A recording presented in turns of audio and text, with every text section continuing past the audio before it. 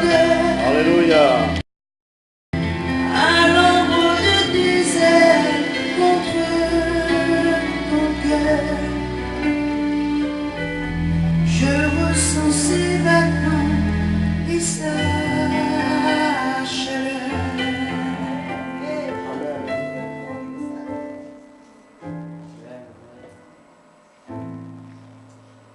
Dans un faible sourire, je te fais parvenir, car ils ont besoin de ressentir ta main, Amen. que jaillir de ton cœur,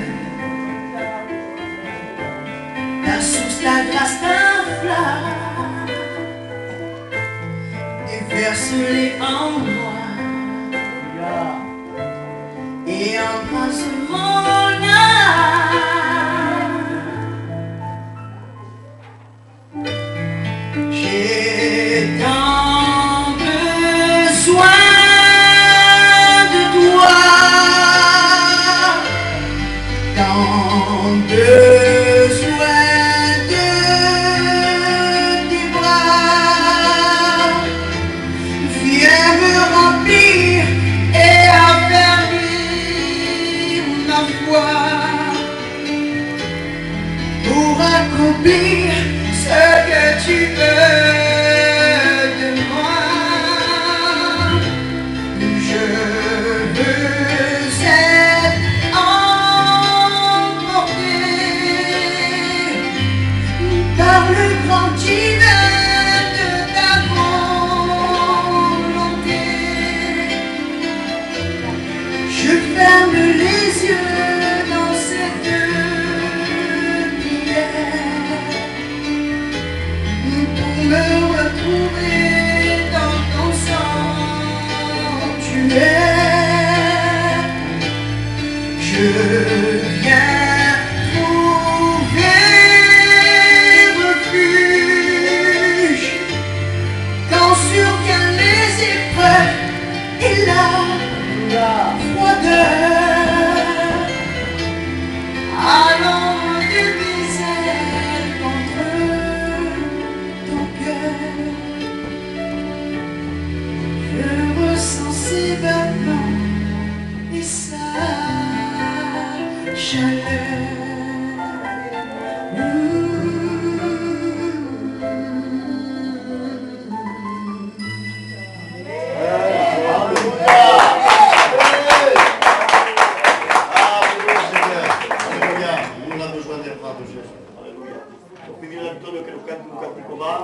Et puis frères et sœurs, nous savons que dans notre peuple, nous aimons la musique.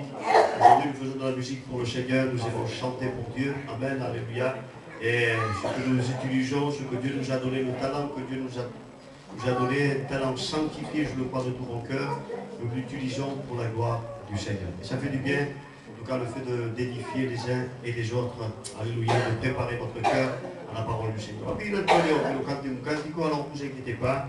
Les deux Corses, mais il ne chante pas en Corse, malheureusement. Il va nous chanter un beau cantique à la gloire du Seigneur. C'est une grâce.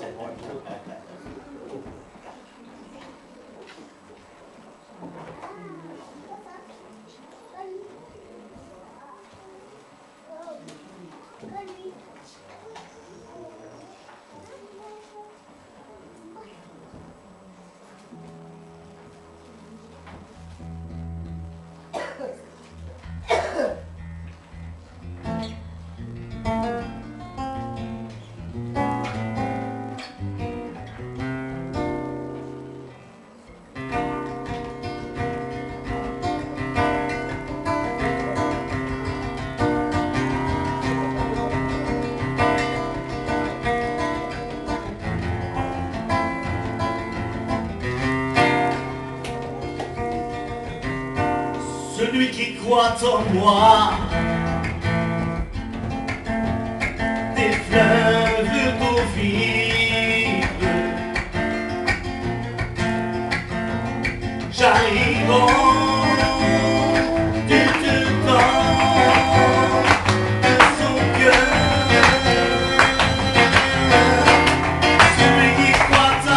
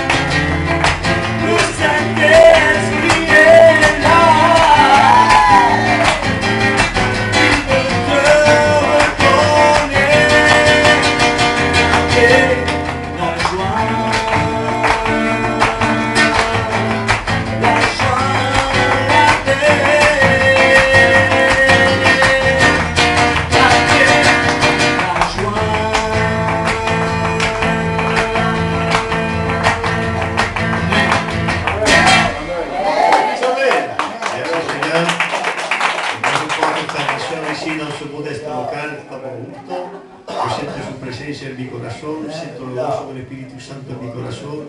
Je sens la paix de Dieu. ¿Está en paz esta noche, sí o no? Amen. Si tu n'es pas en paix, eh bien ce soir Jésus est présent. Il est le prince de la paix. Merci Seigneur. Tu vas écouter sa parole qui va te faire du bien, qui va nous sanctifier, qui va laver aussi notre cœur. Merci Seigneur. Que Dieu te bendiga, José. Qui dit Amen? On peut applaudir Jésus, frères et sœurs. Amen. Que Dieu soit bendito.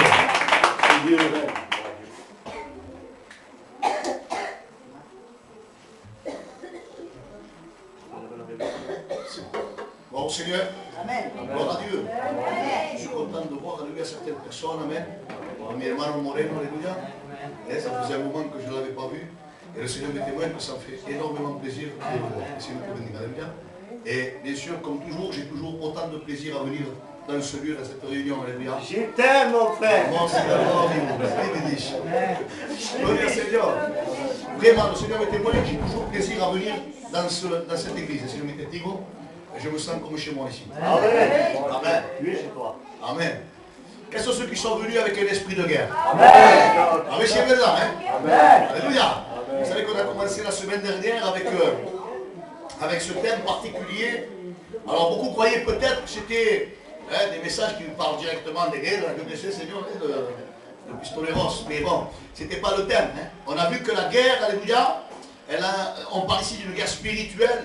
Et on a vu la semaine dernière comment ce mécanisme, hein, on peut appeler ça un mécanisme, comment les choses fonctionnent hein, dans cette dimension spirituelle. Et on a vu comment la conscience et le cœur, cette relation qu'il y a. Hein, en tout cas, si vous avez raté la première partie, elle est sur Internet, alléluia, sur YouTube. Allez voir, gloire au Seigneur, je ne vais pas repasser là-dessus. Amen. Mais j'aimerais qu'avant de rentrer dans la parole de Dieu, j'aimerais, alléluia, que El Chato, l'ancien, alléluia, mon ancien, je suis mon ancien, gloire au Seigneur. Amen. Qui me présente devant le Seigneur. Et on s'unit tous, s'il vous plaît, à la prière de gloire à Dieu. Oh Dieu de gloire, Jésus-Christ. C'est ton nom, papa. Tu es celui qui nous bénit, mon Dieu, qui nous C'est la gloria di Dio, Tu Padre. es celui qui relève le faible, Padre. Oh, Dans cette soirée, mon Dieu, nous voulons te présenter ton serviteur. Si, Seigneur Maestro. Celui que tu vas, mon Dieu, remplir de Buen ta Seigneur, ma bouche. sagesse, Seigneur. Parle de ton esprit, Padre Santo. Tu es celui qui parlera à travers lui. Ta parole soit Merci vraiment pour toute place, inspirée, Seigneur. maintenant, Alléluia. Jésus. À toi toute gloire, Jésus-Christ. Amen. Alléluia. Et le peuple dit Amen. Et le peuple dit Amen. Que le Seigneur soit glorifié. Amen. Amen. La semaine dernière, on a pu voir ce texte de 2 Samuel au chapitre 11. Et cette expression particulière où il est écrit au temps où les rois, alléluia, sortent en campagne. Gloire au Seigneur. Hein, au temps où les rois se mettaient en campagne. Gloire au Seigneur. Et on a vu que le texte commence par l'année suivante. Et on a pris justement ce texte pour identifier un peu ce que cette année, chacun de nous devrait faire. Gloire au Seigneur. Amen. Cette année, nous devons sortir en campagne, on l'a vu la semaine dernière. C'est nous mettre en guerre. Alléluia. Les rois sortaient en campagne, gloire au Seigneur, chaque année, pour justement réviser les territoires qui leur appartenaient. Pour voir s'il n'y avait pas des étrangers, voire des ennemis qui étaient venus occuper les territoires qui leur appartenaient. On a vu la semaine dernière que chacun d'entre nous cette année est en guerre. Chacun de nous doit sortir en campagne. Chacun de nous doit faire une révision, alléluia, des territoires de nos vies que Dieu a conquis en nous. Gloire au Seigneur. Voir si l'ennemi, l'adversaire de nos âmes, ne s'est pas infiltré dans certains domaines. Alléluia. Et nous avons cette tâche, alléluia, chaque année, à chaque moment de nos vies également, alléluia, et bien de faire des révisions des territoires de nos vies conquises par Jésus-Christ. Quels sont ceux qui disent Amen? Est-ce que tu as commencé à sortir en campagne? Est-ce que la semaine dernière tu t'es mis en campagne? Gloire au Seigneur. Amen. Gloire au Seigneur. Je bénis le Seigneur. Alléluia. Ce soir, moi j'aimerais qu'on commence une première campagne. Une campagne très importante dans la vie de chacun d'entre nous. Alléluia. Et j'aimerais vous prendre exemple. J'aimerais prendre David toujours, siempre. C'est un exemple, le Seigneur, c'est un homme qui était selon le cœur de Dieu, nous dit la parole de Dieu. Ce n'est pas rien, croire. C'était le roi que Dieu avait choisi pour son peuple. Et quand on regarde la vie de David, c'était un homme exceptionnel. Bien des fois, on s'arrête à ce qu'on a vu la semaine dernière, à son péché avec Bathsheba. Mais on ne peut pas s'arrêter qu'à ça. C'était un homme extraordinaire, de verdad. Mais si on regarde la vie de David, David n'a pas vécu, Juan, quelque chose de facile. Hein. David n'a pas eu une vie simple, gloire au Seigneur. Et nous aussi, nous n'avons pas une vie simple avec le Seigneur. En tant que chrétien, on n'a pas une vie simple. En tant que serviteur de Dieu, pas qu'il y a là, pourquoi parler hein? On pourrait en parler longtemps. Mais quand je regardais la vie de David, déjà au sein de sa famille, il y avait comme un petit malaise qui n'est pas relaté dans la parole. Mais quand on regarde les expressions juives, on s'aperçoit qu'il y avait un petit malaise dans ce foyer. Et la parole de Dieu nous dit qu'il était dans le pré, il était en train de faire paître le troupeau de son père quand le prophète Samuel a été dans la maison de son père Isaïe pour choisir justement celui qui allait succéder à Saül pour gouverner. Et là on voit que le père, alléluia, Isaïe, le père de David, va présenter tous ses fils. Eliab, qui était le plus vieux, et ainsi de suite. C'était des guerriers, c'était des hommes forts, c'était des hommes certainement beaux, et la parole de Dieu, mais ce n'était pas le choix de Dieu. Alléluia. Et le prophète Samuel va dire, est-ce que c'est tous tes fils que tu as là? Il va dire non. Il y a le plus jeune qui est en train de faire paître le troupeau. Et là, bien sûr, il fallait que lui aussi se présente. Vous êtes là ou pas? Amen. David a connu une vie, alléluia, où il a tout le temps été déprécié. Il a toujours été mis au second plan. C'était un homme qui a vécu des demi-victoires dans sa vie. Siempre tenía media victoria. Demi-victoire. Quand il arrive sur le champ de bataille, dans 1 Samuel chapitre 17, où le peuple d'Israël est confronté, alléluia, à qui? Pour ceux qui connaissent la parole de Dieu, à Goliath. Pendant 40 jours et 40 nuits, cet homme, ce géant Goliath, nous dit la parole de Dieu, se dressait devant le peuple d'Israël et provoquait le peuple d'Israël. Personne ne relevait le défi, tout le monde tenait miedo. Et là, David arrive sur le champ de bataille pour apporter des provisions à ses frères qui étaient là. Et on va le déprécier. Que fais-tu là? Tellement de questions. Mais pourquoi tu n'es pas en train de faire perdre le troupeau de papa? Et pourquoi tu parles avec les soldats? Et dans ta cause, on ne voulait pas qu'il soit là où il devait être. Alléluia.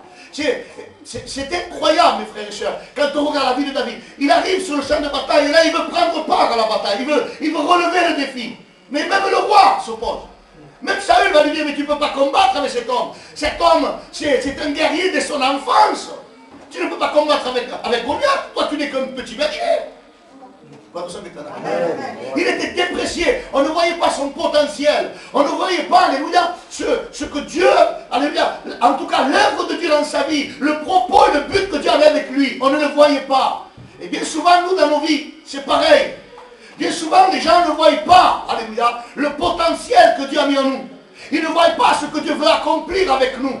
Parce que Satan a peur. Que l'Éternel le réprime. Satan a peur des hommes et des femmes de Dieu, avec qui Dieu a un propos. Et David, alléluia, était un guerrier au fond de lui. David avait l'âme d'un guerrier. Dieu était en train de le former, de le préparer, le Seigneur. Mais il a toujours vécu des demi-victoires. Lorsqu'il remporte ce défi, lorsqu'il tue ce géant Goliath, alléluia, il continue, alléluia, à être déprécié. Saül veut le tuer, à cause de cela, on le persigue par jalousie. Il y avait un zèle en lui qui était mauvais. Saül voulait tuer David à cause de ses exploits. Était qui ou non? Alléluia.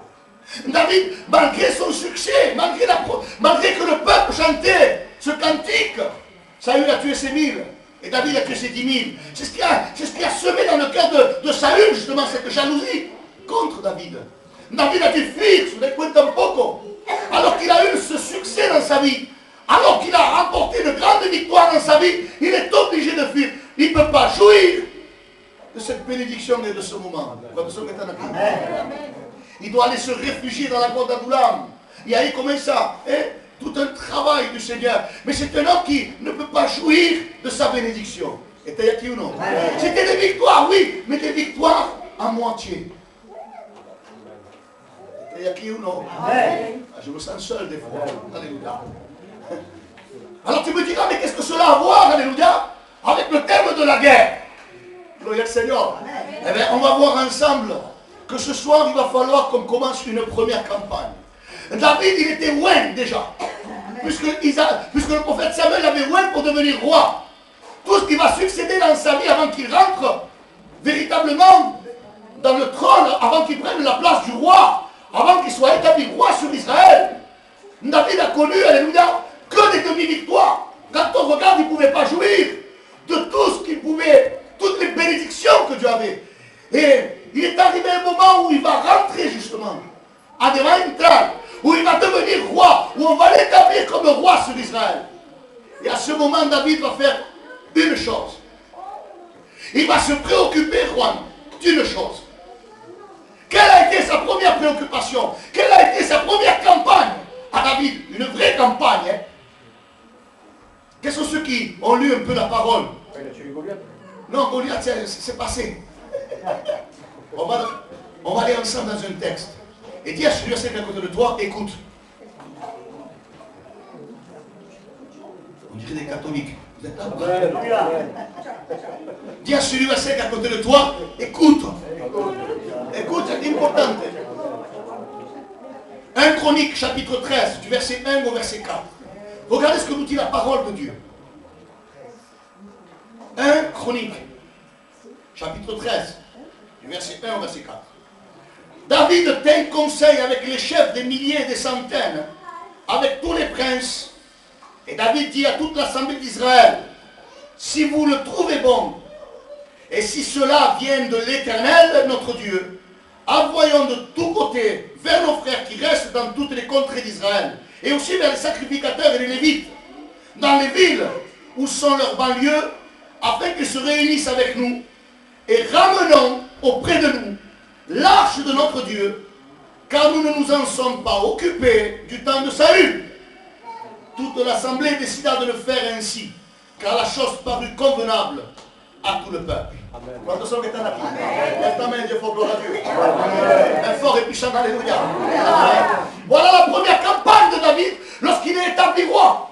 Ses soucis, il a le souci, alléluia, il a le souci du fait que l'arche de l'alliance n'est plus en Israël. Saül avait négligé la présence de Dieu. L'arche de l'alliance dans l'Ancien Testament, alléluia, elle renfermait quoi? Qu'est-ce qu'il y avait à l'intérieur de l'arche de l'alliance? Quantos ceux que le savent? Il y avait les tables de la loi. Qu'est-ce qu'il y avait encore? Il y avait quoi? Le bâton d'Aaron. Il y avait quoi encore? La manne. Alléluia. Il y avait la manne. Il y avait les tables de la loi et le bâton, alléluia, de la tribu des Lévites. Aaron, le Seigneur. Alléluia. David a eu la première chose qu'il a, le Seigneur, la première campagne qu'il va mener en étant roi, c'est d'aller récupérer et de ramener, alléluia, l'arche de l'alliance à l'intérieur de la cité de David. La ramener en Israël, rétablir, alléluia, cette communion qui avait été négligée, c'est ce qu'a dit la parole de Dieu, alléluia, car on n'a pas pris soin du temps de Saül. Moi j'aimerais te dire une chose cette année. Cette année, Dieu te demande de sortir en campagne. Alléluia. Et la première campagne que toi et moi nous devons mener, tu sais c'est laquelle? C'est de ramener la présence de Dieu dans nos vies. C'est de ramener l'arche de l'alliance. C'est de ramener la présence de Dieu dans nos vies. Premièrement, dans nos foyers, dans nos vies personnelles. C'est de ramener durant cette année la présence de Dieu, de restaurer la présence de Dieu. Et ça a privé la campagne. Peut-être qu'il y en a qui croyaient qu'on allait faire la guerre à des démons et qu'on allait casser les dents dans les démons. Ahí muchos así les tienen obedientes. Et il y en a qui vont prendre l'épée et chasser les démons partout. Mais un démon ne porte. Hein? Ils l'ont dans le pied, ils l'ont dans le ventre, ils l'ont dans l'oreille. Bueno. On passe, alléluia. Ce sont ceux qui sont là. Restaurer la présence de Dieu. Et j'aimerais te poser cette question. Depuis combien de temps, alléluia, la présence de Dieu ne se fait plus sentir dans ta vie, dans ton foyer, dans ta famille? Depuis combien de temps as-tu négligé la présence de Dieu? Depuis combien de temps, alléluia, t'es-tu oublié de ce que c'est qu'être rempli du Seigneur, de ce que c'est qu'être en larmes, alléluia, dans la communion du Seigneur, renfermé dans une chambre et pleurer, te lamenter sur ta propre condition? Depuis combien de temps ne te sens-tu pas repris par la présence de Dieu? Moi j'aimerais te dire une chose. David était un homme qui aimait la présence de Dieu. Dans le psaume 27, au verset 4, regardez ce qu'il nous est dit. Psaume 27, verset 4. Je demande à l'Éternel une chose. que je désire ardemment. Je voudrais habiter toute ma vie dans la maison de l'Éternel, pour contempler la magnificence de l'Éternel et pour admirer son temple. Aïe, je demande à l'Éternel une chose. David dans ce psaume est en train de nous montrer le seul désir qu'il a dans son cœur. Alléluia. Ce que je désire ardemment, d'une façon, alléluia. Alors quand on parle ardemment, c'est quelque chose qu'on désire vraiment profondément. Alléluia. C'est quelque chose qu'on désire ardemment, ça fait penser au feu. C'est quelque chose qui brûle en nous, comme un feu, alléluia. C'est quelque chose qui doit être satisfait, gloire au Seigneur. On ne peut pas passer à côté. Il y a une urgence et David faisait comprendre dans ce psaume l'intérêt qu'il avait, alléluia, pour la présence de Dieu. La première des campagnes qu'elle a ouvert a sido el restaurar la presencia de Dios en el pueblo de Israël. Et moi j'aimerais te dire une chose, il est temps que l'Église se réveille, qu'elle arrête de croire qu'elle peut participer à des réunions sans avoir une vraie communion avec le Seigneur. Le peuple d'Israël a pu vivre pendant plusieurs années. Il y a un texte qui nous parle de 20 années, 21 ans. Comment peut-on oublier la présence de Dieu pendant 20 ans? Je pose la question. Cela nous montre qu'il peut y avoir des personnes qui durant des années participent à des réunions, mais n'ont pas de communion avec le Seigneur. Juan, quel argument. Cette année est une année. Il va falloir qu'on sorte en campagne, hermano. Il va falloir qu'on aille conquérir de nuevo, hermano, delante de Dios. Eh bien, cette arche de l'alliance, qui représentait dans l'Ancien Testament la présence de Dieu lui-même au milieu de son peuple. Le peuple s'était passé de la présence de Dieu. L'arche était dans le campement des Philistins et elle passait d'une ville à une autre. Mes frères et sœurs, la question elle est là. Comment désirons-nous la présence de Dieu dans nos cœurs? Est-ce qu'on la désire ardemment, comme un feu qui doit être alimenté? Est-ce qu'on sent le désir que, justement, il y a quelque chose qui s'éteint en nous et qui a besoin d'être alimenté? Moi, j'ai besoin d'alimenter ce feu, tout le dia. Tout le dia de mi vida. J'aimerais, et d'ailleurs, je m'identifie à ce psaume 27. C'est ce que je désire réellement. J'ai habité tous les jours de ma vie dans la maison de l'Éternel, d'être dans sa présence. Alléluia. Alléluia. Et pour cela, mes frères, croyez-vous que c'est simple? Croyez-vous que l'adversaire va vous laisser entrer dans une vraie communion avec le Seigneur? Croyez-vous qu'il va céder rapidement? Qu'il va vous laisser entrer dans une vraie vie de prière, une vraie vie de communion? Croyez-vous que les choses sont aussi simples dans le domaine spirituel? Il n'y aura-t-il pas des obstacles, des oppositions, des entraves qui vont venir pour nous dire non, tu ne peux pas, tu n'as pas le temps, tu es fatigué, tu es submergé? Que l'Éternel réprime Satan. Amen. Que l'Éternel réprime l'adversaire de ça. Aïe, aïe. Moi, ça a été la première campagne. J'étais en train de prêcher ça à l'église d'ici. Hermanico, la première chose qu'on va faire cette année, alléluia. La première chose que l'on va faire cette année, c'est la première campagne. C'est de déjà ramener, restaurer notre communion avec Dieu. Déjà personnellement. Alléluia. Qu'en est-il de ta communion avec Dieu? Je pourrais partir, quoi, non? Et laisser un point d'interrogation. Qu'en est-il de ta communion avec Dieu? Juan. Aujourd'hui, les églises ont oublié cette part spirituelle qui prend 99,9% de nos vies. Parce que Dieu est esprit. Et ce qu'il adore, l'adore comment? En esprit et en vérité. On ne peut pas, mes frères et sœurs, être en relation avec Dieu sans avoir aucune communion spirituelle avec lui. Et c'est impossible. Alors parfois on se trompe de méthode. On voudrait croire. Et je pensais à cela. Parfois on croit que le nombre des activités que l'on fait va augmenter le nombre des personnes qui occupent l'église. C'est faux. Parfois on croit que les chants, que la musique c'est bien. Et je bénis Dieu pour cela. Parce que ça vient de Dieu. Bien de Dieu. Là, Dieu siège au milieu de la louange. On ne le dira jamais assez, pardon. Mais mes frères et sœurs, Dieu peut se passer de cela. Dieu peut se passer de cela. Il y a une église qui a expérimenté sur Juan. Il y a une église qui a expérimenté cela. Une église qui a eu un grand réveil. un grand avivement, où les âmes venaient par milliers. On ne parle pas de dizaines ou de centaines, des milliers de personnes venaient. Et tout le monde croyait que c'était par rapport, parce qu'il y avait de bons musiciens, parce qu'il y avait de grandes chorales, de grands chanteurs qui chantaient. Les gens croyaient que c'était à cause de ça qu'il y avait ce mouvement. Alors le pasteur de cette église a dit, puisque c'est comme ça, on ne chantera plus pendant 15 jours. Il n'y aura plus de musique, il n'y aura plus de chanteurs, il n'y aura plus rien. Il n'y aura qu'uniquement la présence de Dieu. Amen. Aïe, aïe. Le nombre se multipliait. Au lieu de descendre, cela augmentait. Il y avait une file d'attente à l'extérieur, à tel point que le pasteur a décidé, alléluia, de faire des réunions en plein centre de New York. Vous savez quoi étant? Il était en train de dire, alléluia, il peut nous manquer tout, la technologie, le bon matériel, les bonnes chorales, les bons musiciens, mais qui ne nous manque jamais la présence de Dieu. Celui qui marque la différence, c'est lui. Alléluia. Celui qui nous fait gagner, remporter des batailles dans nos vies, c'est lui. Sans la présence de Dieu, nous ne sommes rien. Alléluia. Sans la présence de Dieu, on ne peut rien, mes frères et sœurs. Celui qui a ajouté dans les actes des apôtres les âmes chaque jour, c'était le Saint-Esprit. Ce n'était pas les apôtres, c'était le Saint-Esprit. Alléluia. Ce n'était pas la multiplication de ce qu'ils pouvaient eux faire, mais c'était l'œuvre du Saint-Esprit. Alléluia. J'aimerais te dire une chose. Si tu veux voir cette église grandir, alors premièrement, préoccupe-toi de ta communion avec Dieu. Préoccupe-toi de la présence de Dieu dans ta vie. Qu'en est-il de la présence de Dieu dans ta vie? Qu'en est-il de ta communion avec Dieu?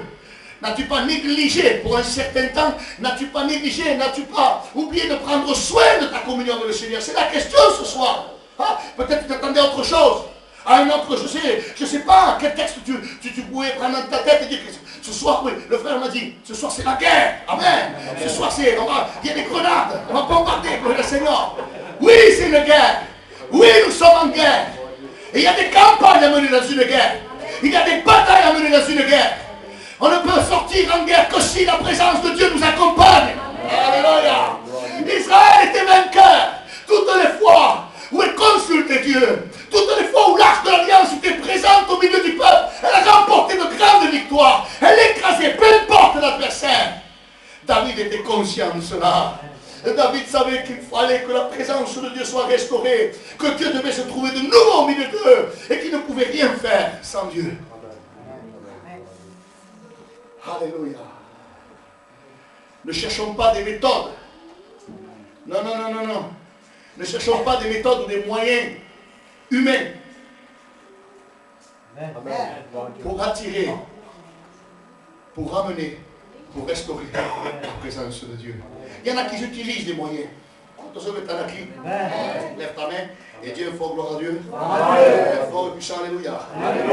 Dans 2 Samuel au chapitre 6, alléluia, on voit que lorsqu'ils ont voulu faire revenir l'arche, lorsqu'ils ont voulu récupérer l'arche et l'amener à Israël, ils utilisèrent un char que les Philistins avaient construit pour transporter l'arche de l'Éternel. Est-ce avec nous, non? Que s'est-il passé, pour ceux qui lisent un peu la parole? Que s'est-il passé? La Bible déclare que ce char allait tomber, allait basculer. Et un homme qui s'appelait Uza a voulu tenir, empêcher que le char tombe, que l'arche ne se brise. Il a voulu empêcher que l'incident n'arrive. Savez-vous ce que la Bible nous dit? Il fut foudroyé sur place. Il fut foudroyé sur place. Alléluia. Quand Dieu veut renverser quelque chose, il le renverse. Quand Dieu veut renverser quelque chose, c'est que quelque chose lui déplaît. C'est que quelque chose ne va pas. Mais nous on croit que c'est la bonne méthode. Ce char représente des méthodes.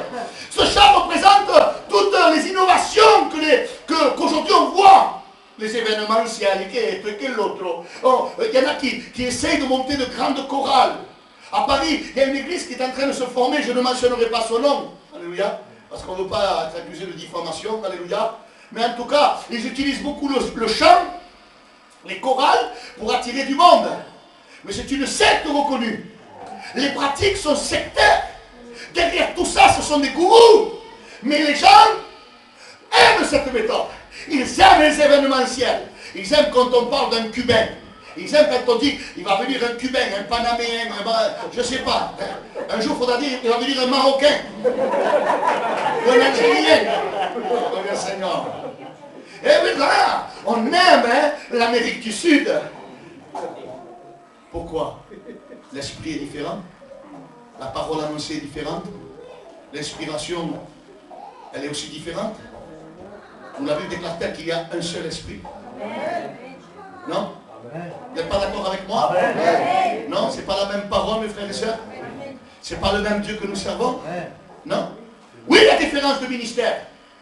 D'ailleurs, on était avec Jean-Marc Thobois hier. Alléluia, à Marseille. Et il sera ici jeudi. Alléluia. Donc, jeudi, ne le manquez pas. Il prêchera sur la fin des temps. Alléluia. Ne le manquez pas, Emmanuel. Venez nombreux. Appelez vos familles. On s'assira par terre s'il faut, on enlèvera les chaises. Amen. Seigneur. Mais combien, mes frères et sœurs? Oui, diversité de ministères, d'accord. Mais c'est le même esprit, c'est la même parole, c'est la même inspiration. Dieu ne change pas dans sa parole. Il ne change pas, mes frères et sœurs. Il nous inspire, d'accord. Mais son fondement est là. Et cette vérité, elle doit être profonde dans nos cœurs. On ne peut utiliser des moyens humains ou des méthodes pour attirer les gens. Aujourd'hui, c'est ce qui se passe. Je vois des églises grandir en nombre, mais les personnes viennent pourquoi? Parce qu'il y a la sœur qui chante tellement bien. C'est une artiste. Elle devrait as a voice. Así que c'est bien dans la règle. Amen. Oui, ils rentrent ici, ce sont des brebis, on en fait des lions. Mais la faute, qui c'est qu'il a? C'est nous. La responsabilité, qui c'est qu'il a? C'est nous. Parce qu'on veut des méthodes pour remplir des locales. On a oublié que seul on présente que Dieu remplit les églises. Que seul Dieu peut transformer les cœurs. Que seul Dieu peut transformer des vies. Que seul Dieu est capable, alléluia, de sonder les cœurs et les pensées des hommes.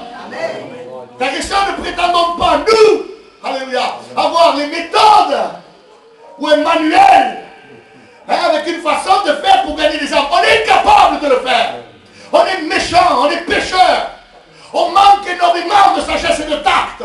On n'a pas suffisamment d'intelligence pour pouvoir, mes frères, voir et lire dans un cœur. Attention que tu es aquí. Lève ta main, il faut gloire à Dieu. Fort et puissant, alléluia. Cet homme croyait pouvoir participer. Il voulait maintenir les choses telles qu'elles étaient. Quand Dieu établit quelque chose, on doit s'y plier. Non, je vais le répéter. Quand Dieu établit quelque chose, on doit s'y plier. C'est l'obéissance qui prime. 1 Samuel 15, 22. Hérissé. Qu'est-ce que dit 1 Samuel 15, 22? Vous ne lisez pas trop. Il dit que l'obéissance vaut mieux que le sacrifice. L'obéissance vaut mieux que le sacrifice. N'essaye pas de sacrifier des choses. N'essaye pas de dire je vais enlever ça de ma vie, je vais enlever ça de ma vie, je vais enlever ça de ma vie, je vais enlever tel péché, tel vice. C'est très bien, ça fait partie. C'est l'œuvre de la sanctification, c'est le dépouillement des œuvres mortes, de la chair. Pas de souci, biblique, à 200%, et nous devons le faire. Si derrière on n'a pas d'obéissance à la parole, on est un peu comme le possédé de Gadara. On brise des liens externes, mais on ne peut se délivrer des démons qui nous possèdent. Il y a des gens qui t'ont letto. Je me suis allé de ça. J'ai arrêté de voler. J'ai arrêté de... Mais ils sont toujours possédés. Ils sont toujours influencés. Ils sont toujours en train de désobéir à Dieu. Mais ils n'ont pas un cœur qui tend à l'obéissance. Je préfère des personnes avec leur vice et leur passion externe, mais avec des cœurs désireux d'obéir à la volonté de Dieu. Parce que je sais que quand ils sont libérés de l'intérieur, l'extérieur explose et vole en éclats. Tellement de personnes qui montrent des choses externes, mais à l'intérieur ils demeurent désobéissants. Que Dieu nous garde. Alors Usa a voulu maintenir le char, alors que Dieu était en train de le renverser pour leur faire comprendre quelque chose. Quand Dieu établit quelque chose, il nous donne le plan. Non. Tout à l'heure, l'ancien disait que dans la Bible, on prend et on emploie souvent l'expression l'éternel des armées. Dieu doit être à la tête de toutes nos campagnes, de toutes nos guerres. Il doit être à la tête. Mais si la présence de Dieu n'est pas restaurée dans nos vies, comment il peut être à la tête de ces campagnes? Comment peut-il être à la tête de toutes les batailles que tu dois livrer en 2018? Dieu ne veut pas de méthode.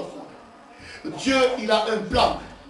Dieu, il a une stratégie. Il est l'Éternel des armées. Il n'a jamais perdu aucune bataille. Et il a remporté la guerre. Alléluia. Dieu ne perd jamais. J'aimerais que tu le dises à celui à 50 de toi. Dieu ne perd jamais. Jamais. Il ne perdra jamais. Si tu vis dans la défaite, si tu as connu une défaite, c'est parce que c'est toi qui t'es trompé de plan. C'est parce que tu n'as pas été dans l'obéissance de ce qui est établi dans la parole et tu as voulu faire à ta tête. Il n'y a pas de méthode humaine. Le gouvernement de Dieu, le royaume de Dieu est un royaume spirituel. Le roi qui nous gouverne est spirituel aussi. Alléluia. Les lois qui nous régissent sont spirituelles. Alléluia. Et nous voulons gouverner un royaume spirituel avec une mentalité humaine. Ça ne fonctionne pas. Et qui? Lève ta main, il faut voir Dieu. Un fort et puissant, alléluia. David se souvient qu'il y a une façon de porter la présence de Dieu. Que Dieu a parlé. Alléluia. Attention que tu en as qui. Alléluia. On va aller dans 2 Samuel, 1 Chronique 15, verset 2. 1 Chronique 15, verset 2. Regardez la stratégie de Dieu. Elle n'est pas comme celle des hommes. Les hommes veulent utiliser des moyens. Un char, c'est... Le char, vous avez tous compris ce que ça veut dire le char. Qu'est-ce que ceux qui ont compris? Le char, c'est les méthodes qu'on utilise. C'est les moyens qu'on utilise pour essayer, alléluia, de restaurer la présence de Dieu. Quand ça ne va pas, quand on sent qu'il y a des vagues dans l'église, qu'on sent qu'il n'y a pas trop la présence de Dieu, on semblerait que Dieu n'est pas là. Mais en réalité, c'est nous. C'est nous qui avons négligé l'arche de l'alliance. C'est nous qui avons négligé la présence de Dieu dans nos vies. Dieu est là. Voilà, je vais le redire encore une fois. Dieu est là. Amen. Le problème, c'est que tu négliges sa présence. Le problème, c'est que l'arche de l'alliance est loin de toi. Alléluia. La présence de Dieu est loin de toi parce que c'est toi qui t'es éloigné de lui. Alors tu vas pouvoir être ici. Et il y aura toujours ce manque. Il y aura toujours ce vide. Mais il semblerait que Dieu, il n'est pas... Je ne sais pas, ce soir, je ne sentais pas trop la présence de Dieu.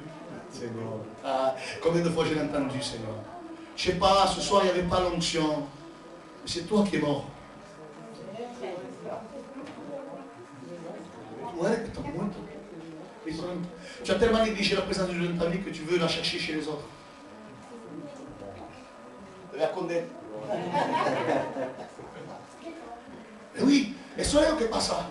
Quand une personne elle néglige dans sa vie la présence de Dieu, je ne vais pas rentrer dans tous les détails, ça serait trop long. Parce que je voulais parler du pain, de la manne, je voulais parler de notre service, du sacerdoce, je voulais parler tellement de choses. Mais on va rester sur Akiasina. Alléluia, ensuite, c'est conduit par le Seigneur. Vous êtes d'accord avec moi ou pas? Quand tu négliges la présence de Dieu, que tu ne sens plus, tu veux la trouver chez les autres. Et tu juges les autres, mais les autres sont dans la présence de Dieu. Moi j'aimerais dire quelque chose, moi je suis dans la présence de Dieu. Moi je suis dans la présence de Dieu. Si toi tu n'y es pas, c'est toi, c'est pas moi. Qu'en est-il de la présence de Dieu dans ta vie? Ne cherche pas des méthodes. Il y en a qui veulent aller dans une église, et dans une autre, et dans une... Ils cherchent le char, la méthode. Hein? Où c'est qu'on sent le plus? Ici, ici, l'onction. Ici. Ah, pourquoi? Parce que les critiques, et parce que la musique. Mais c'est les émotions que tu sens. Arrivé à un certain temps, tu t'aperçois que quand tu es dans la réunion, tu es bien, quand tu rentres chez toi, c'est toujours pareil. Tu t'aperçois qu'il n'y a pas de changement dans ta vie. Là, tu cherches la méthode. Tu veux un char pour transporter la présence de Dieu. Tu veux un moyen. Et tu cherches dans les autres ce qu'il n'y a pas en toi. Parce que tu es vide. Amen. Tu peux dire à celui qui est à côté de toi, écoute. Vous êtes là ou pas? 1 Chronique, chapitre 15, verset 2. Alors David dit, l'arche de Dieu ne doit être portée que par des Lévites. Car l'Éternel les a choisis pour porter l'arche de Dieu et pour en faire le service à toujours. Aïe, l'arche doit être portée, par qui? Par les Lévites. Ce n'est pas n'importe qui doit transporter. Ce n'est pas n'importe qui peut porter la présence de Dieu. Seuls les Lévites, seuls les hommes choisis par le Seigneur, seuls les hommes choisis par Dieu, dédiés pour ce service. parle de la présence de Dieu, et on parle de la part d'Aaron, de l'arche. On parle de notre sacerdoce. On parle de notre service dans le Seigneur. Mon frère et ma soeur, j'aimerais te dire qu'on peut porter uniquement, on peut porter la présence de Dieu quand on est des Lévites. Et qu'est-ce que c'est des Lévites? Qu'est-ce que c'est qu'être un Lévite? Mais bon, je crois. Qu'est-ce que c'est qu'un Lévite? Un Lévite, c'est quoi un Lévite? Sais-tu que toi et moi, nous sommes des Lévites? Non, non, non. C'était ceux qui faisaient le service dans le temple. Et savez-vous comment ils devaient porter l'arche? Sur leurs épaules, sur les lomos. Et quand on regarde la façon dont il le faisait pieds nus. Non seulement, alléluia, il le portait sur leurs épaules, il portait l'arche sur les épaules, mais il devait le faire pieds nus. T'as qui ou non? Savez-vous de quoi nous parle cela? Vous croyez que c'est n'importe qui peut charger la présence de Dieu? Vous croyez que tout le monde est à même de pouvoir charger la présence de Dieu, porter la présence de Dieu? Ou y a-t-il d'abord une consécration de Dieu? Y a-t-il d'abord un travail de Dieu? On ne devient pas lévite parce qu'on l'a décidé. On devient lévite quand Dieu nous a choisis pour l'être. Il y a des gens qui veulent faire telle chose et telle chose et qui croient pouvoir transporter eux la présence de Dieu. Ils croient que c'est eux qui sont capables de le faire. Dove personne ainsi là. Moi j'ai converti un tel. Moi j'ai gagné tant d'âmes. Et moi j'ai fait ci. Et moi j'ai fait ça. Et moi, eh ben tu as reçu ta récompense, mais tu n'es pas un lévite toi. Tu te vantes de ce que tu fais, donc tu n'es pas un lévite. Tu crois que c'est toi qui fais les choses. Tu te trompes, non, tout ça comme ça. Vous êtes là ou pas? Il y en a qui ont oublié la charge et le poids que d'avoir la présence de Dieu dans sa vie. Les Lévites, lorsqu'ils transportaient l'arche, mes frères et sœurs, alléluia, ils sentaient un poids sur eux. Ils sentaient une charge sur eux. Gloire au Seigneur. Il y en a qui ont perdu cette charge. Ils ne sentent plus la charge et le poids de la parole de Dieu. Ils ne sentent plus la présence, le poids de la présence de Dieu dans leur vie. Ils ont oublié dans leur service qu'ils sont porteurs de la gloire de Dieu, de la présence de Dieu. Ils se sont débarrassés. Ils veulent utiliser des méthodes. Le Seigneur te dit ce soir, il n'y a pas de méthode. Tu dois sentir la charge et le poids de la présence de Dieu. Aïe. S'il y a longtemps que tu as oublié, alléluia, que la présence de Dieu doit être présente comme une charge sur toi. Hay que se quieren débarrassar des services. Il y en a qui ont abandonné le service, le sacerdoce pour le Seigneur. Même dans l'église, ils ne veulent plus aider. No quieren actuar, no quieren participer, ils ne veulent participer à rien. Ils sont passifs, négligents de tout, mais ils sont très demandeurs, très exigeants et très critiques. Et attention, quand ils cassent un œuf, ils en font une omelette.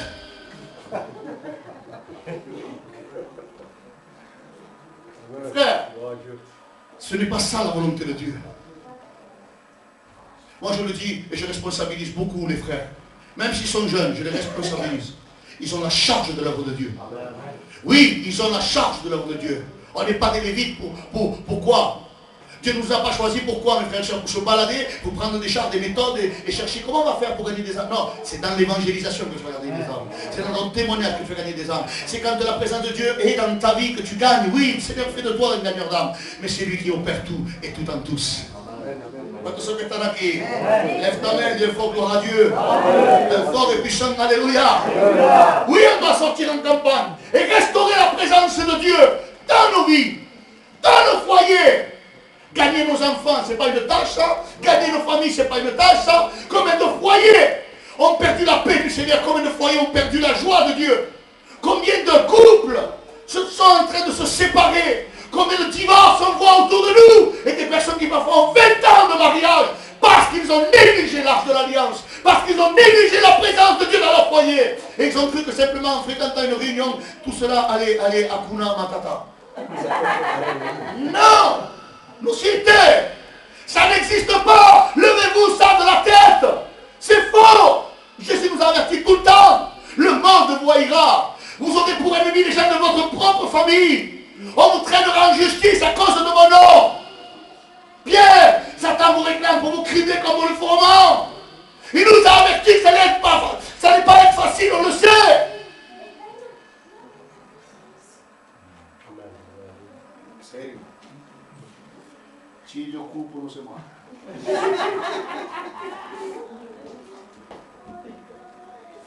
Il y a à l'intérieur de moi des trucs devant le Seigneur qu'on aimerait partager avec les gens. Tout à l'heure, je parlais avec un frère qu'on se voit souvent, mais on ne se parle jamais, pratiquement.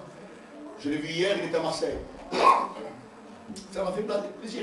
On n'a pas parlé longtemps, on a parlé quoi, 2-3 minutes. Mais ça m'a fait plaisir de parler avec lui. Et il me parlait de ça. C'est que les chrétiens ont besoin d'être secoués dans leur conscience. Ils sont comme anesthésiés. Anesthésiés. Ils ont perdu de vue de pourquoi Dieu nous appelait. Nous sommes plus que puissants. Nous sommes plus que puissants dans le nom de Jésus-Christ. Car la présence de Dieu est au milieu de nous. Car la présence de Dieu dans nos foyers, dans nos cœurs, mais dans nos familles, elle est automatiquement aussi dans nos églises. Parce que nous sommes les porteurs de la présence de Dieu. Ça veut dire que quand moi je bouge, l'arche bouge. Où je vais, l'arche est avec moi. Nous sommes les porteurs de l'arche. Nous sommes les porteurs de la présence de Dieu. Quand nous avons la charge. La charge de Dieu. La charge de sa présence. Les chrétiens qui désertent. Les chrétiens qui trahissent.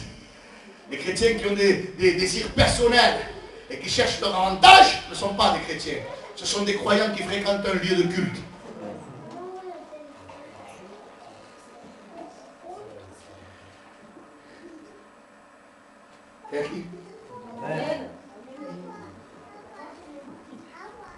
Savez-vous ce qui s'est passé quand David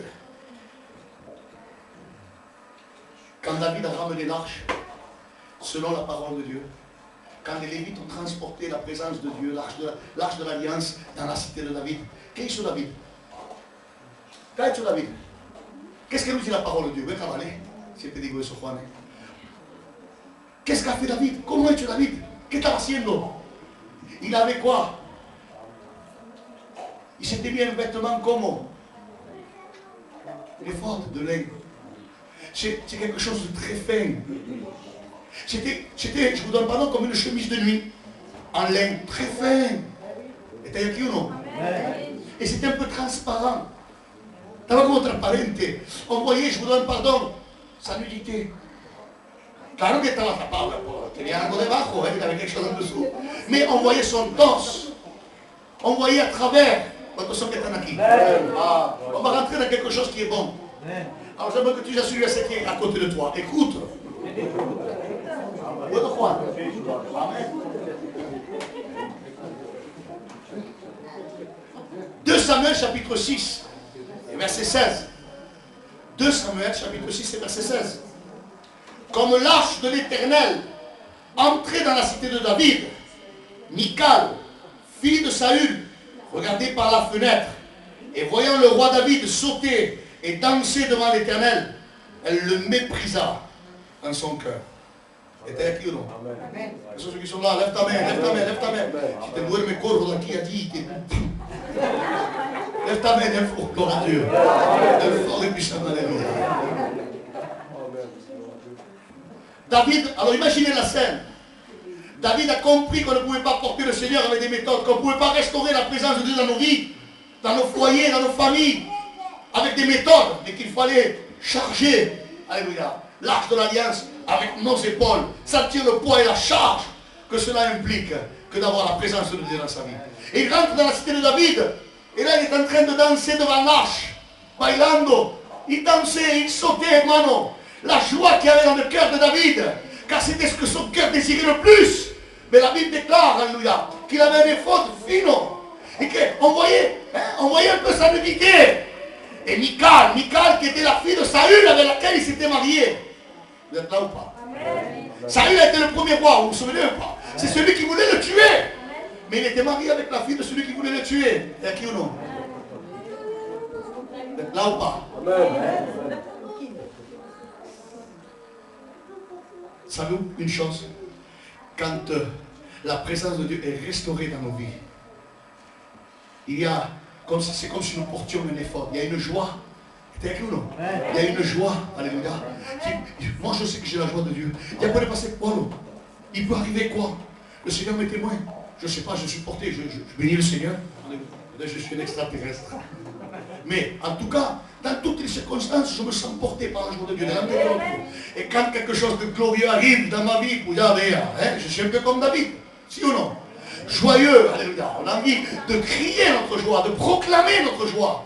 Et c'est ce que David était en train de faire entrando. Et là, les jeunes femmes du royaume étaient en train de voir David s'exhiber. Si vous la traduction, le que dit, c'est il s'exhibait. Et Michal, elle était dans la fenêtre et regardait son époux en train de danser, de sauter devant ces femmes qui étaient là en train de le regarder. Il y avait une jalousie dans son cœur parce que le peuple pouvait contempler la dignité du roi. Aïe Seigneur. Quand on est heureux, mes frères et sœurs, quand on est heureux de ramener, de restaurer notre communion avec Dieu, il semblerait qu'on porte un vêtement qui est un peu transparent. On laisse un peu plus paraître ce que nous sommes en dessous. Ah, je ne sais pas si je parle à quelqu'un. On ne parle pas de quelque chose, alléluia, de malsain. Hein. On est en train de parler de notre véritable identité, de notre véritable moi. Quand on restaure la présence de Dieu, il n'y a plus ce masque. Il n'y a plus, alléluia, on ne cache plus ce que nous sommes véritablement. Mais cet éphod, ce linge léger, pour moi c'est un peu, je voudrais le comparer ce soir à la présence du Saint-Esprit. L'Esprit nous revêt, mais en même temps il laisse transparaître ce que nous sommes réellement à l'intérieur. Il ne cachait plus ce qu'il était, mais il mettait en relief au contraire ce que David était. Ah, hermano, quand on restaure, alléluia, quand on restaure la présence de Dieu dans nos vies, alors on est plus authentique. Ah, on se livre un peu plus aux autres. Les autres peuvent voir véritablement ce que nous sommes dans le Seigneur. Il y a des personnes qui sont des énigmes. Tu les as avec toi 5 ans, 10 ans. Et au bout de 10 ans, tu découvres la personne. Ça veut dire que durant tout ce temps, il y en a caché qui elle était. Et il y a qui ou non? Il y a des personnes qui cachent, ils veulent cacher. Quand on cache, c'est qu'il y a quelque chose qui ne va pas. C'est qu'on veut cacher quelque chose qui fait honte. David n'avait plus honte de s'exhiber. Il laissait transparaître ce qu'il était réellement à l'intérieur.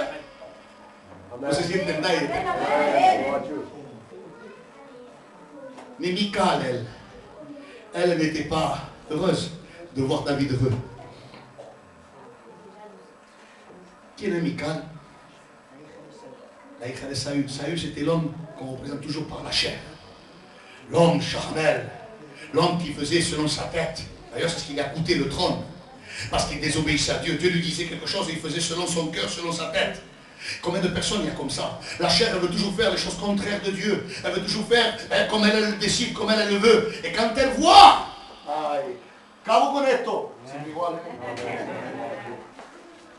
quand elle voit la chair, elle est à la fenêtre. Et elle regarde. Elle nous regarde. Et elle regarde l'homme spirituel que nous sommes devenus. Content. Heureux de restaurer sa communion avec le Seigneur. Elle n'est pas contente. La Bible déclare qu'elle méprisa dans son cœur. Crois-tu que cette année, Michal, ta chair, va être contente que tu restaures la présence de Dieu? Non, elle va te mépriser. Lève ta main, Dieu fort, gloire à Dieu. Allez, tout calme, quand tu vas restaurer la présence de Dieu dans ta vie, quand tu vas laisser transparaître vraiment, quand tu vas être authentique avec ce qui t'entoure, alors la chair, elle n'est pas contente. Michal te va déprécier, tu calme propria. Ta chair va te déprécier. Elle est là pour observer ta vie spirituelle. Vous savez qu'on cohabite. Un jour, il va falloir que je vienne, que je prêche quelque chose. Mais avant ça, il faut qu'on s'entretienne. Amen. Sur la conscience et le subconscient. Vous êtes là ou pas? Amen. Je vous rassure, je vais pas le prêcher ce soir. Michal, cette année Michal, lorsque tu restaureras la présence de Dieu dans ta vie, ta chair va s'élever, elle va te déprécier. Tu vas déprécier. Ça veut dire qu'il va y avoir une réelle opposition On cohabite avec la chair. Nous sommes entendés, nous reconnaissons. L'homme nouveau cohabite avec la chair. Moi, je cohabite avec mon ancienne nature. Est-ce qui ou non? Je cohabite avec mon ancienne nature. Il y a une voix qui me vient, qui me parle sans cesse tous les jours. Avec qui je me tape des fois la discussion. Mais qui sait ça? Ah, c'est tellement beau que j'aimerais le prêcher, mais on sort à minuit. Con chi stiamo parlando tu santoria? Non si tape la discussion avec cette voix. Et on se fait des films. Et on lui répond, elle nous répond, elle nous pose des questions, on lui répond, et tellement Mira, je parle plus avec lui qu'avec les gens. On est dans une salle d'attente et on est là et on pense et on se questionne, on se fait des questions et des réponses et on discute avec ça, avec cette voix. C'est notre subconscient. Et quand on est né de nouveau, ah bien ça c'est trop. Mais quand on est né de nouveau, on identifie le subconscient comme le résiduel de notre vieille nature. C'est ce vieil homme qui discute tout le temps avec moi. Quando sono che stanno qui? Ce vieil homme qui sans cesse est en train de se balisser, c'est la course. Et sans cesse en train de faire des plans. Et sans cesse en train de voir le mal partout. Et sans cesse en train de juger les gens. Et sans cesse en train de critiquer. Et sans cesse, c'est ma vieille nature. Et quand l'homme nouveau, né de nouveau, a identifié cette nature qui est en lui, il cohabite en quelque sorte avec le résiduel de ce qu'il est. On cohabite avec aussi la chair. Amen. Et dans ce sens, Michael représente la chair. Elle représente la chair qui nous déprécie quand on veut prier. Elle représente la chair qui ne veut pas se dévoiler, qui ne veut pas montrer ce qu'elle est réellement. Elle veut être cachée pour mieux travailler, pour mieux opérer. Mais cette année, on va devoir parler avec elle comme David a parlé avec elle. Il m'a dit, écoute, si ça ne te plaît pas, que les demoiselles nous regardent, eh bien je vais encore plus m'exhiber. Je vais encore plus montrer. Et moi j'aimerais te dire une chose ce soir. La première campagne que l'on doit mener cette année, c'est la restauration de la présence de Dieu dans nos vies. C'est rétablir notre communion avec Dieu. C'est que l'arche de l'alliance rentre de nouveau dans nos foyers, dans nos familles, dans nos propres cœurs. Pour que Michal s'énerve, pour que Michal soit jalouse, pour que la chair me dise, je te déprécie. Pourquoi tu t'exhibes? Pourquoi? Mais oui, je vais montrer davantage ce que je suis. Je ne veux plus vivre une vie cachée. Mais je veux dévoiler et être authentique. Je veux avoir une vraie communion, non seulement avec Dieu, mais aussi avec mes frères et sœurs qui m'entourent. Quand nous sommes ici, lève ta main, Dieu fort, gloire à Dieu. Dieu fort et puissant, alléluia. Ah, et la Bible nous dit que Michal ne donna jamais d'enfant. Ah, David. Cabo. Perdona-moi, mais Cabo. Michal ne donna jamais d'enfant jusqu'à ce qu'elle mourût à David. Nunca le ha dado niño. Vous êtes là ou pas? À d'autres termes, tu cohabites avec quelque chose qui est stérile. Tu cohabites avec quelque chose qui jamais ne donnera de fruits. Qui n'apportera jamais de satisfaction. La chair est improductive. Ce qu'elle sème, c'est la corruption. Michal ne te donnera jamais un fruit honorable. Elle n'engendrera jamais quelque chose de bon. C'est la chair. Cette année, Dieu nous dit, restaure la présence de Dieu et commence à affronter Michal. Et dis-lui, si toi ça ne te plaît pas que je sois authentique, si ça ne te plaît pas que je ramène la présence de Dieu, alléluia, et que je sois content parce qu'elle est restaurée, parce que ma communion est restaurée, alors je vais te faire front et je vais te dire quelque chose. Tu es improductif, tu es stérile. Tu ne porteras jamais rien de moi. Alléluia. Alléluia. Cesse, mon frère et ma soeur, d'alimenter la chair. Cesse de répondre aux exigences de Michal. Oui, cette année elle va être jalouse, mais dis-lui les vérités. Je finis par un témoignage. Un homme extraordinaire que je considère comme étant un puits de science dans le Seigneur. Un jour il avait confié cela à l'église parce qu'il se sentait en confiance moi. Et il disait, savez-vous ce que je fais? Je l'avais dit dernièrement, je crois, ici. Il mettait une chaise devant lui. Juan. Il mettait une chaise devant lui, devant la table. Il s'asseyait en face de cette chaise. Il priait le Seigneur. Et il se parlait à lui-même. En fait, il parlait à son subconscient. Et pourquoi tu me tentes sur ça? Et pourquoi tu veux ça? Il faisait un peu, alléluia, il se mettait face à lui-même. Il faut avoir quand même une certaine maturité. Il faut expérimenter pas mal de choses spirituelles pour en arriver ici. D'autres diront, mais t'as honte, mais à qui pas? Non, il savait de quoi il en était question. Était à qui ou non? Alléluia. Savez-vous qu'on peut nous parler à cette voix-là, qui est là? Vous savez ou non? Savez-vous qu'on peut amener captif, amener captif à l'obéissance de Christ toute pensée et renverser toute forteresse et tout raisonnement? Et à qui ou non? Vous savez que nous-mêmes podemos liar sus pensamientos y traer lo cautivo, les apporter captifs, les traîner au pied de Jésus qui va te soumettre cette année. Cette année, tu ne vas plus m'influencer, tu ne vas plus te taper la conversation avec moi, c'est moi qui vais te parler. C'est moi qui vais te parler. Je vais commencer à prier, je vais commencer à jeûner. Te voy a redresser. Oui, Michael, cette année, alléluia, je vais restaurer la présence de Dieu. Je sais que ça va te déplaire, mais cette année, alléluia, je vais te faire la guerre. Je vais te montrer que je n'ai pas besoin de toi. Alléluia. Je vais te montrer que tu es stérile et que tu ne peux rien produire. Que seules les choses spirituelles peuvent engendrer des bénédictions. Que seul Dieu peut apporter la bénédiction dans ta vie. Alléluia. Est-ce que tu désires ardemment cette année restaurer la présence de Dieu?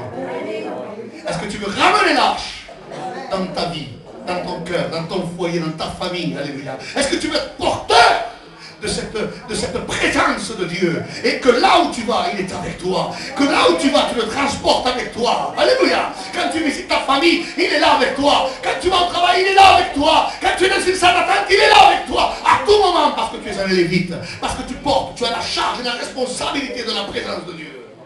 Alléluia. Je finis. Qu'en est-il de la présence de Dieu dans ta vie? Et qu'en est-il de ta communion avec Dieu? Fermons nos yeux. On va prier, Seigneur. Père, nous voulons te bénir et te rendre grâce. Seigneur, je te prie que le Saint-Esprit, Seigneur, puisse travailler, œuvrer dans les cœurs de ceux et celles qui sont là, Seigneur. Ces âmes qui sont là ce soir. Que cette question s'élève dans leur cœur, Seigneur, non pas comme une interrogation, Seigneur, mais comme une semence qui vient, Seigneur, bousculer la terre, qui vient, Seigneur, bousculer, Seigneur, l'intérieur du cœur, Seigneur, à ce fin qu'apparaisse ta volonté cette année. Seigneur, qu'on puisse restaurer ta présence dans nos vies, dans nos foyers, Seigneur, dans nos familles, Seigneur, pour que cette année, la chair puisse manifester le mépris qu'elle a pour nous, qu'on puisse l'identifier et dire cette année, tu vas te taire et tu vas me laisser être authentique avec mon Dieu, authentique avec mes frères, authentique dans ma communion, authentique dans ma vie de prière, authentique dans ma vie de jeûne. Cette année, c'est moi qui vais te gêner. Cette année, c'est moi qui vais te faire la guerre. Et simplement en restaurant la présence de Dieu dans ma vie, Père, dans le nom de Jésus, nous te rendons grâce.